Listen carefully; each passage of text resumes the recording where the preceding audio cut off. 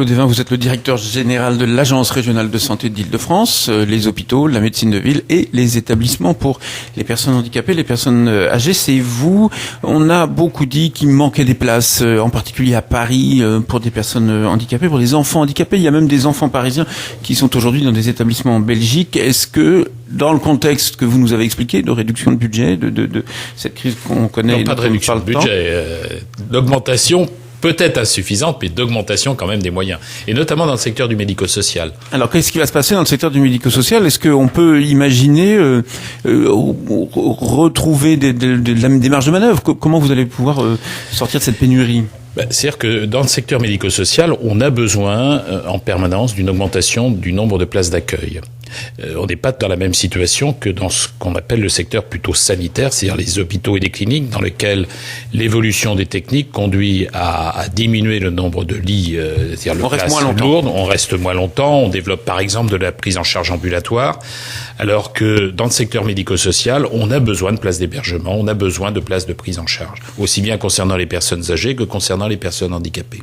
Et il y a une progression des places, il y a une progression programmée des places. Je suis actuellement en discuter avec les départements, puisque, comme vous le savez, c'est un cofinancement entre l'État, l'assurance maladie et les départements. Et je travaille à cette vision actuellement des projets à venir. Alors, vous évoquez notamment la question de Paris, je dirais Paris et Petite Couronne. C'est vrai que ça, c'est une des caractéristiques de l'Île-de-France, c'est-à-dire que la répartition des moyens sur la région n'est pas bien équilibrée. L'explication en est pour beaucoup, notamment le coût du foncier à Paris et dans la Petite Couronne immédiate.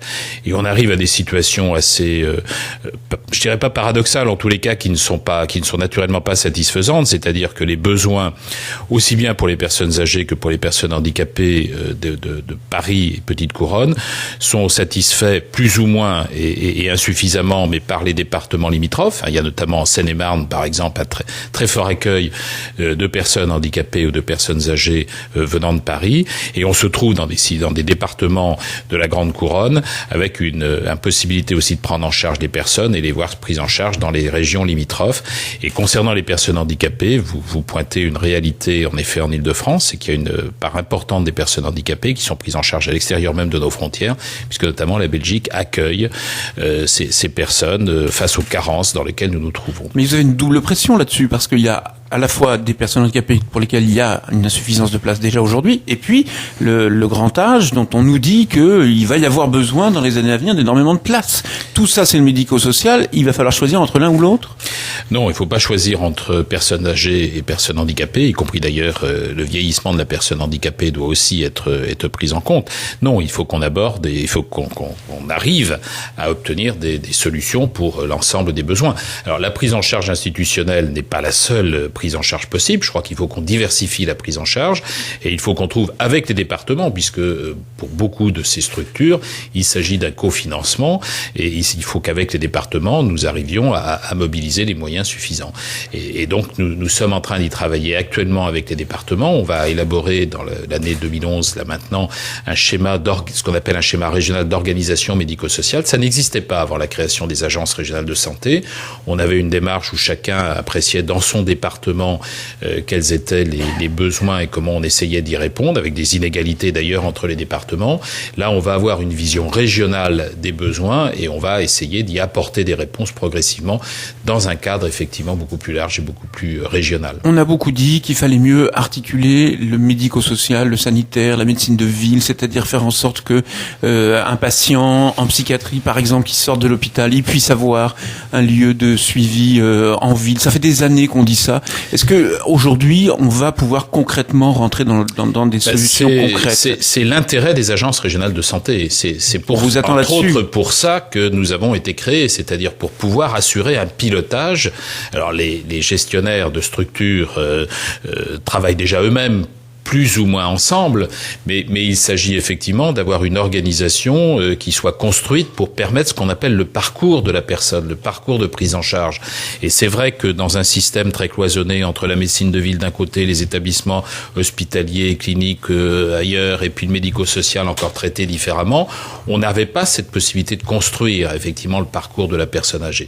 Moi, je suis en train de travailler actuellement pour justement essayer de voir comment on peut construire ça sur le parcours de la personne âgée dans le nord-est de Paris. On a pris le nord-est de Paris parce que là, il y a y compris un problème d'insuffisance de prise en charge à domicile, d'insuffisance de médecins généralistes et autres.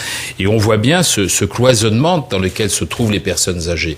Et je souhaite qu'on puisse, à partir d'une expérience de ce type, voir comment on peut mieux construire, y compris pour des personnes handicapées, par exemple, une fluidité de la prise en charge. Alors, ça va pas se faire du jour au lendemain, mais les agences régionales de santé ont été créées pour permettre qu'il y ait un pilotage de ce type. Mais on a l'impression et qu'on sorte d'un discours pour réellement rentrer dans le concret. Quand on est à l'hôpital, on est pris en charge complètement, on vous prend la température 10 fois dans la journée, et puis vous sortez, il n'y a plus rien.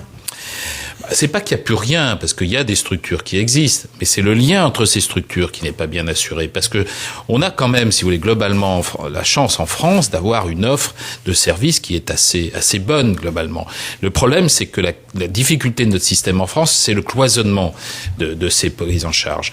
Et donc, c'est ce décloisonnement qu'il faut... C'est l'institution, on le dit. C'est par le haut que ça doit changer ? Non, c'est à tous les niveaux, mais c'est vrai que quand le haut est organisé lui-même de manière complètement cloisonnée, ça n'incite pas les opérateurs sur le terrain, eux, à travailler davantage ensemble et à décloisonner. Alors, on a encore des problèmes, et je ne vais pas rentrer trop dans les détails techniques, mais on a encore des problèmes tout à fait évidents. Moi, je saisis mes anciens collègues parlementaires de cette situation, c'est-à-dire que on a encore des difficultés financières à passer de l'un à l'autre. Avec les agences régionales de santé, on a commencé à régler un problème de gouvernance, de pilotage.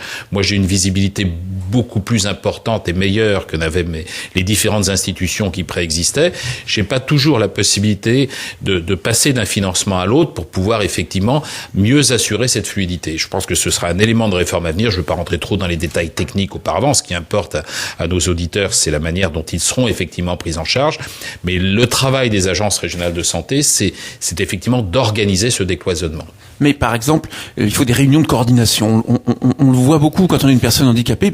Il faut de temps en temps qu'il y ait des gens qui se réunissent. Alors c'est pas financé, donc les gens n'y viennent plus. Ils viennent de manière un peu bénévole au début, puis après ils viennent plus. Tout à fait. Il y a quand même un problème de moyens à la base. Il n'y a pas que concernant la prise en charge des personnes handicapées, la coordination sur une maladie chronique, pas la prise en charge d'une maladie chronique. Ça passe par des réseaux de soins. Ça passe par des réseaux, ça passe y compris. On a l'impression que c'est plus à la mode les réseaux de soins.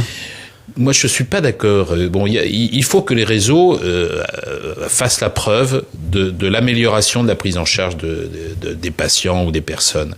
Bon, il y a eu une polémique à la suite d'un rapport de l'inspection générale des affaires sociales, et peut-être qu'on a parfois baptisé réseau ce qui n'en était pas réellement. Donc, il faut effectivement regarder ça. Mais je pense moi profondément que c'est quand même un des modes de prise en charge qui correspond le mieux à la prise en charge du handicap, ou à la prise en charge de la personne âgée, à la prise en charge d'un certain nombre de maladies chroniques.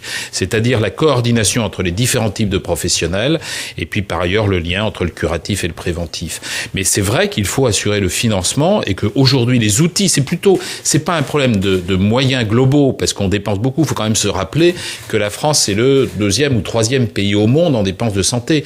Donc le problème, c'est pas un problème nécessairement de moyens dans la totalité de l'enveloppe. C'est la manière dont on assure le financement adapté à la réalité du besoin. Et notamment quand on a besoin de financer de la coordination, c'est vrai que on n'a pas, c'est des problèmes de tuyauterie de financement, mais on n'a pas tous les outils qui permettent de le faire. C'est là une des carences de notre système aujourd'hui. Et c'est là-dessus, à mon avis, qu'il faut encore qu'on travaille et que les agences régionales de santé peuvent débloquer cette situation à terme. Mais vous savez, on n'a pas un an d'existence. On n'existe que depuis le 1er avril dernier. C'est vrai que les Français sont impatients. Les Franciliens, peut-être encore plus. Ce qui est normal, et j'accepte cette impatience. En matière de prévention, on a l'impression que là, justement, il faut jouer sur le temps, sur la durée, et on a le sentiment que dans la période qu'on connaît aujourd'hui, on éponge les problèmes urgent et qu'on n'a pas ce temps-là nécessaire pour la prévention?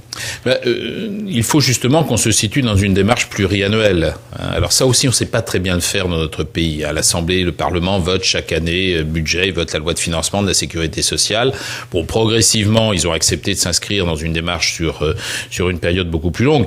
Moi, je vais comme agent, ça y est, j'ai hier d'ailleurs signé avec les ministres, le ministre de la Santé d'une part, le ministre chargé de la solidarité et Roselyne Bachelot d'une part, Xavier Bertrand d'autre part, le contrat pluriannuel d'objectifs et de moyens. Moi, j'ai des objectifs sur 4 ans, et notamment concernant le handicap, l'amélioration des services rendus à la personne. J'ai d'autres objectifs, par exemple la réduction de l'obésité chez les enfants en grande section de maternelle. Vous voyez que j'ai des objectifs, moi, sur 4 ans, donc ça me permet de m'inscrire dans la durée. Dernière question, vraiment en 20 secondes. Vous avez été ministre de la Santé, ministre socialiste de la Santé. Vous n'avez pas d'état d'âme aujourd'hui?